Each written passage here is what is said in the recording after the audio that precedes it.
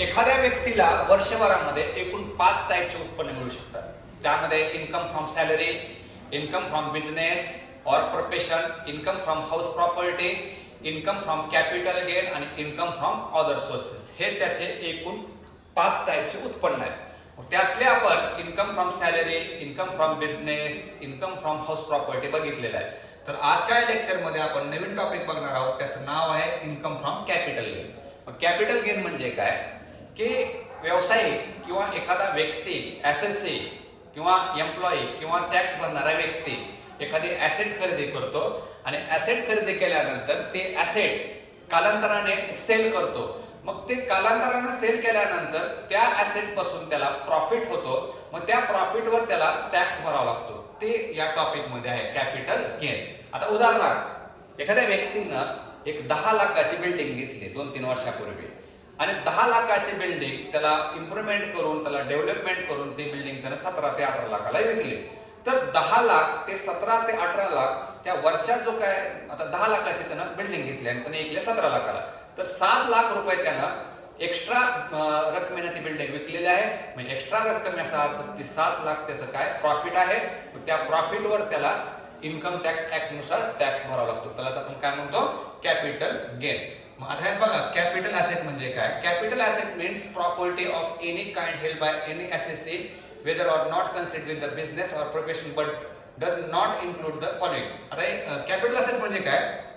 SSC म्हणजे काय, tax भरणारा व्यक्ती त्यानं एखादी ॲसेट जे आहे ती खरेदी केलेली आहे आणि ते खरेदी केलेले ॲसेट कालांतराने विकलेले आहे आणि त्यापासून त्याला मिळालेला प्रॉफिटला काय म्हणतो आपण कॅपिटल गेन. म्हणजे ती ॲसेट म्हणजे काय, कॅपिटल ॲसेट म्हणजे काय प्रॉपर्टी. प्रॉपर्टी म्हणजे तुम्ही काय फर्निचर घ्या, बिल्डिंग घ्या, मोटार कार घ्या, ही त्याची काय असणार प्रॉफिट. पण त्याच्या कॅपिटल ॲसेट मध्ये खालील गोष्टी येणार नाही. ती कुठली गोष्ट आहे बघा, स्टॉक इन अ ट्रेड. आता मला सांगा एखादा एसएससी आहे म्हणजे बिझनेसमॅन आहे, त्यानं जर स्वतःच्या व्यवसायामध्ये काही वस्तू खरेदी केल्या आणि त्या वस्तू जर विकल्या तिथं एक बिझनेसचा पार्ट आहे. त्यामुळे स्टॉक जो आहे का, स्टॉक ही ॲसेट नाही त्याची, स्टॉक ही त्यासाठी वस्तू आहे. म्हणजे वस्तू तो खरेदी करतो आणि ती वस्तू ते ऍज अ बिझनेस पार्ट म्हणून तो विकतो. त्यामुळे स्टॉक जे आहे ते या ठिकाणी कॅपिटल ॲसेट मध्ये घ्यायचे नाही. ही झाली कॅपिटल ॲसेटची कन्सेप्ट. नेक्स्ट कन्सेप्ट आहे बघा short term capital asset. Short term capital asset म्हणजे काय, एसएससी ना एखादी ॲसेट खरेदी केली आणि ती ॲसेट 36 महिन्याच्या आतच खरेदी करून विकली असेल तर त्याला आपण काय म्हणतो शॉर्ट टर्म कॅपिटल ॲसेट. 36 महिने म्हणजे 3 वर्षाच्या आत जर त्या एसएससीनं एखादी ॲसेट परचेस केलेली आहे आणि 3 वर्षाच्या आतच जर ती ॲसेट सेल आउट केली असेल आणि त्यापासून जे मिळालेलं प्रॉफिट आहे त्याला आपण काय म्हणतो शॉर्ट टर्म कॅपिटल ॲसेट. त्यानंतर आहे बघा लॉंग टर्म कॅपिटल ॲसेट. एकदम सोपं आहे. शॉर्ट टर्म मध्ये काय 36 महिन्याच्या आत खरेदी विक्री करणे त्याला आपण काय म्हणतो शॉर्ट टर्म. तर लॉंग टर्म म्हणजे काय, एखादी ॲसेट खरेदी केलेली आहे आणि ती ॲसेट 36 महिन्यानंतर म्हणजे 3 वर्षानंतर जर विकली असेल तर त्याला आपण काय म्हणतो लॉंग टर्म कॅपिटल ॲसेट. आता फॉर एक्झाम्पल एखादी आपण बिल्डिंग खरेदी केलेली आहे आज आणि ती बिल्डिंग जर आपण तिथून 5 वर्षांनी जर विकत असो तर ते लॉंग टर्म मध्ये आहे. कारण लॉंग टर्मचा उद्देश काय 36 महिन्यानंतर जर एखादी ॲसेट विकली असेल तर त्याला लॉंग टर्म म्हणतात. आणि शॉर्ट टर्म म्हणजे काय 36 महिन्याच्या आत जर खरेदी करून विक्री केली असेल तर त्याला म्हणतात short term. Okay, short term आणि लॉंग टर्म. त्यानंतर शॉर्ट टर्म कॅपिटल गेन. आता इकडे बघा gaining arising on the transfer of short term capital asset is known as short term capital asset. म्हणजे ही जी व्याख्या तयार केलेली आहे त्यांनी. ओके, आता त्यानंतर तुम्हाला सगळ्यात महत्त्वाचा परीक्षेला प्रश्न पडणारा 15 मार्काला जर तुम्हाला प्रश्न पडला की कॅपिटल गेनचा फॉर्मॅट तुम्ही त्या ठिकाणी मेन्शन करा.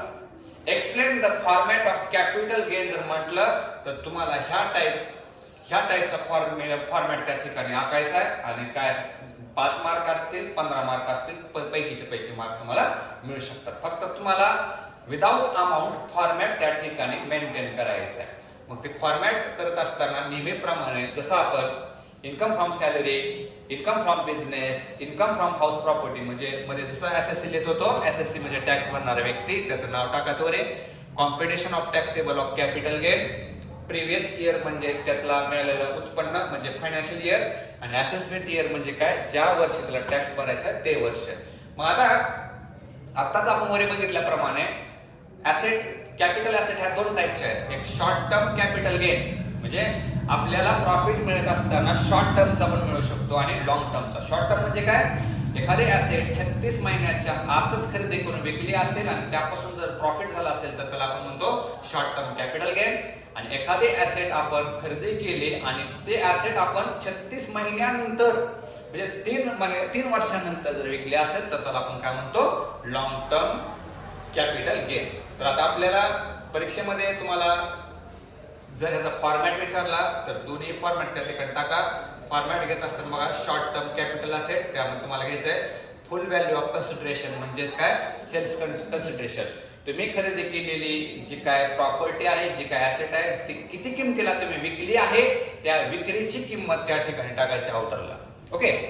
त्यानंतर लेस म्हणजे काय, त्या विक्रीमधून काय ना काय तुम्ही खर्च केला असेल, डेव्हलपमेंट खर्च असेल, परचेसचा खर्च असेल, ते लेस करायचं. त्यामध्ये cost of acquisition of asset, acquisition म्हणजे काय, परचेस. ते ऍसेट तुम्ही खरेदी कितीला केली ती रक्कम त्या ठिकाणी टाकणार.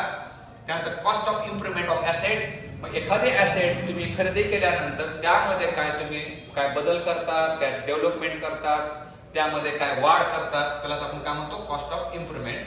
आणि त्यानंतर एक्सपेन्सेस ऑफ ट्रान्सफर म्हणजे तुम्ही ऍसेट खरेदी करत असताना आणि ऍसेट विकत असताना जे काय खर्च करणार आहात, ट्रान्सफरचा जो काय खर्च करणार आहे तो देखील खर्च वजा करायचा. आणि मग बघा या सेल्स मधून हे संबंधित 3 खर्च वजा केल्यानंतर शॉर्ट टर्म कॅपिटल गेन निघेल. ते एक प्रकारे ग्रॉस असेल आणि त्यातून लेस एक्झम्पशन under section 54B, 54D, 54G म्हणजे इन्कम टॅक्स न काय तुम्हाला वजावाटी दिलेल्या असतात, काय तुम्हाला सूट दिलेल्या असतात, त्या ठिकाणी तुम्ही त्या वजा करायच्या आणि वजा करून जी रक्कम राहील त्याला म्हणायचं taxable short term capital gain. म्हणजे तुम्हाला ह्या रकमेवर काय करावं लागणार आहे, टॅक्स भरावा लागणार आहे. बघा शॉर्ट टर्म कॅपिटल गेनचा फॉर्मॅट, 36 महिन्याच्या आतच खरेदी विक्री केली असेल त्याला आपण म्हणतो शॉर्ट टर्म.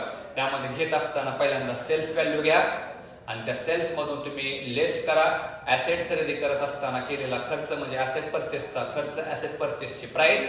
त्यानंतर cost of improvement of asset, त्या ऍसेट मध्ये काय तुम्ही वाढ केली असेल किंवा काय सुधारणा केली असतील, काय बदल केले असतील त्या. आणि त्यानंतर एक्सपेन्स ऑफ ट्रान्सफर, ऍसेट विकत असताना केलेला खर्च. ह्या सेल्स मधून ते खर्च वजा केल्यानंतर ग्रॉस तुम्हाला शॉर्ट टर्म कॅपिटल गेन मिळेल आणि त्यातून लेस एक्झम्पशन under section 54B, 54D, 54G वजा करून जी काय रक्कम राहील त्याला म्हणतो taxable short term capital gain.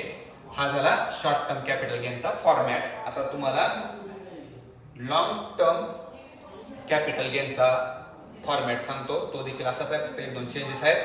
बघा त्यामध्ये नेहमीप्रमाणे शॉर्ट टर्म मध्ये जसं होतं तसंच आहे. बघा व्हॅल्यू ऑफ कन्सिडरेशन किंवा सेल्स कन्सिडरेशन, तुम्ही ही ऍसेट विकल्या किती रुपयाला विकली ती रक्कम पहिल्यांदा लक्षात घ्या. लॉंग टर्म म्हणजे काय, एखादी ऍसेट खरेदी केलेली आहे परंतु ते ऍसेट 36 महिन्यानंतर म्हणजे 3 वर्षानंतर जर विकली असेल तर त्याला तुम्ही म्हणतात लॉंग टर्म कॅपिटल गेन. त्यामध्ये तुम्ही ती कितीला ऍसेट विकली त्याची रक्कम, सेलची रक्कम, त्यातून लेस इंडेक्स्ड कॉस्ट ऑफ ॲक्विजिशन. आता इकडे बघा शॉर्ट टर्म मध्ये इंडेक्स नव्हता पण आता लॉंग टर्म मध्ये इंडेक्स म्हणजे काय, इंडेक्स म्हणजे काय, ज्यावेळेस तुम्ही एखादी ऍसेट खरेदी केली त्यावेळेसचा महागाई दर आणि 5 वर्षानंतर, 3 वर्षानंतर, 7 वर्षानंतर ज्यावेळेस तुम्ही ते ऍसेट विकता त्यावेळेसचा महागाई दर याचा त्या ठिकाणी विचार करायचा. त्यामुळे ही शब्द तुम्ही टाका तिथं, इंडेक्स्ड कॉस्ट ऑफ ॲक्विजिशन, त्यानंतर indexed cost of improvement of asset. फक्त एक लक्षात घ्या काय झाले, फक्त शॉर्ट टर्म मध्ये आणि लॉंग टर्मच्या फॉर्मॅट मध्ये फक्त लक्षात ठेवा, लॉंग टर्मच्या फॉर्मॅट मध्ये तुम्हाला लेस करत असताना indexed cost of acquisition of asset म्हणा, indexed cost of improvement of asset म्हणा आणि एक्सपेन्स ऑफ ट्रान्सफर. ही इंडेक्स्ड म्हणजे काय, महागाईचा दर. खरेदी करत असताना त्यावेळेस महागाई किती होती आणि आता विकत असताना महागाई किती आहे तेवढंच त्या ठिकाणी टाका. मग या सेल्स मधून हे लेस खर्च वजा करता लॉंग टर्म कॅपिटल गेन निघेल, त्याला ग्रॉस म्हणतो आपण. आणि त्यातून लेस एक्झम्पशन under section 54B, 54D, 54G, 54EA, 54EB, 54F म्हणजे इन्कम टॅक्स ने काय वजावटी दिल्या त्याचे ते कलम आहेत.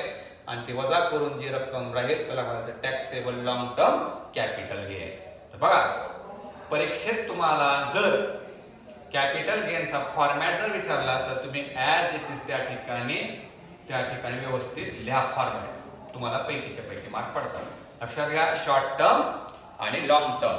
शॉर्ट टर्म म्हणजे काय, 36 महिन्याच्या आतच खरेदी विक्री केलेल्या असेट पासून मिळालेल्या प्रॉफिटला म्हणतात शॉर्ट टर्म कॅपिटल गेन. आणि लॉंग टर्म कॅपिटल गेनला काय म्हणतात, 36 महिन्यानंतर एखादी असेट विकली असेल तर त्याला आपण म्हणतो लॉंग टर्म कॅपिटल गेन. आणि खाली जे दिलेलं आहे तुम्हाला ते महागाईचा दर दिलेला आहे बघा. कुठल्या वर्षी 2014-15 ला 100 रुपयाची व्हॅल्यू किती होती,